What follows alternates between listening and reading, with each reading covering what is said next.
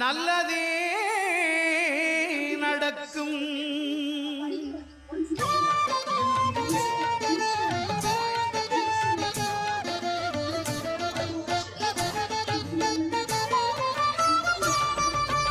ஒன்பது கோளும் ஒன்றாய் காண அங்கு கற்பகம் என்னும் கடவுளின் மெய்யில்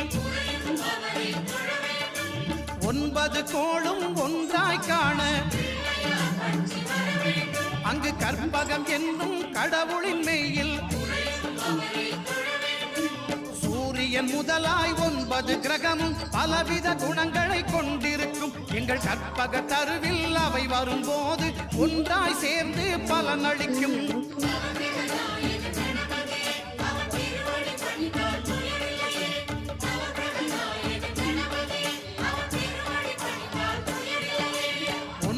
கோளும் ஒன்றாய் காண